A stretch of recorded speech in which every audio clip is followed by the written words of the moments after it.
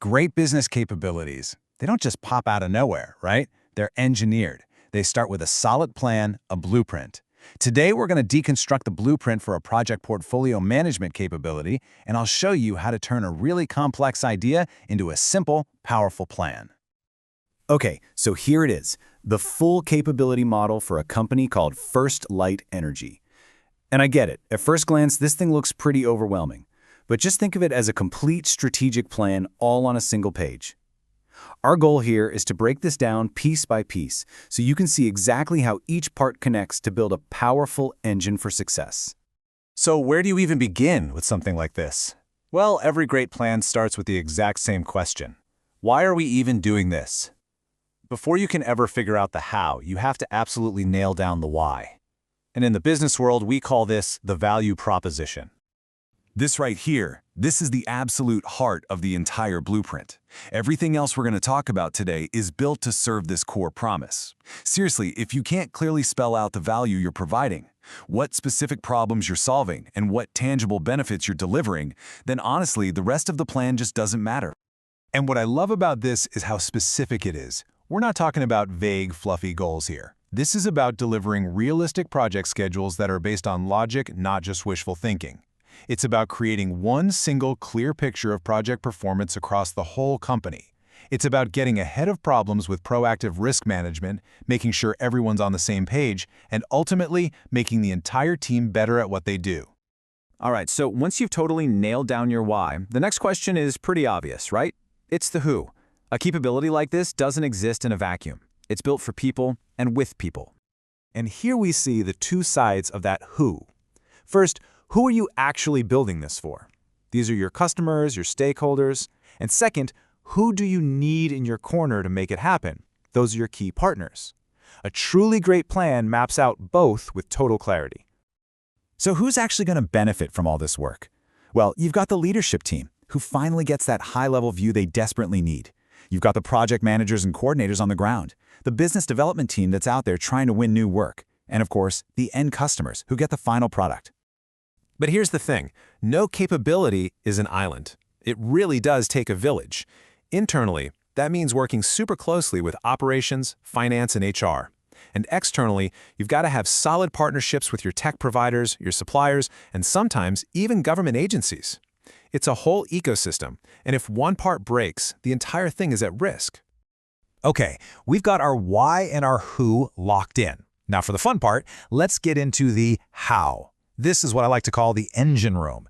It's the section of the blueprint that details how all that value is actually created and delivered.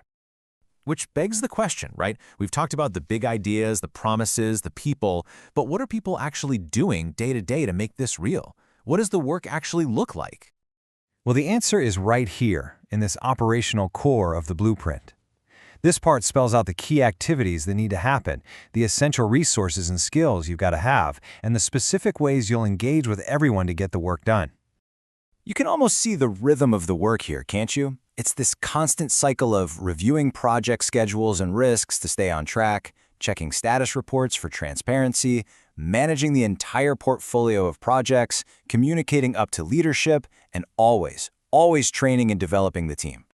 And look, to make all that happen, you can't just throw people at the problem. You need the right tools and, more importantly, the right skills. We're talking about data analytics to turn all that information into real insight, plus deep expertise in both project and portfolio management tools and methods. These are absolutely non-negotiable. And I think this is a really smart, subtle distinction they've made here. Relationship management is all about how you maintain that connection and communication, face-to-face meetings, video calls, emails. But delivery methods are how the actual value gets transferred, through structured workshops, formal status reviews, and hands-on training. They're two different functions, and both are absolutely critical. So we have the why, the who, and the how.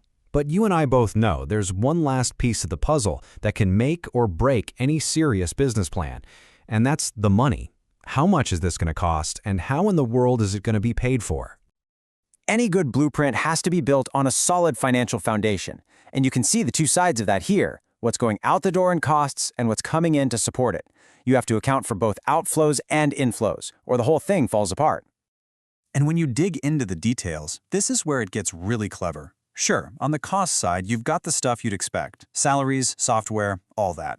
But check out the funding side. This isn't just a one-time budget. It's a strategic model that pulls funding from the very projects it supports and also from general admin. This is brilliant because it creates a self-sustaining financial loop. That's how you ensure the capability can thrive for the long haul. And just like that, we're back to the full picture. But now it's not so overwhelming, is it?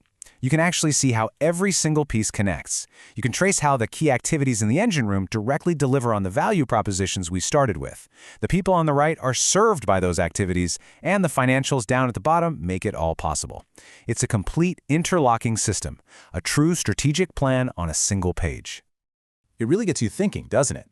Because this framework, this way of thinking about the why, the who, the how, and the how much, it isn't just for project management. You could apply this to almost any strategic challenge. So I guess the question I want to leave you with is this. What amazing capability could your organization build if you started with a blueprint this clear?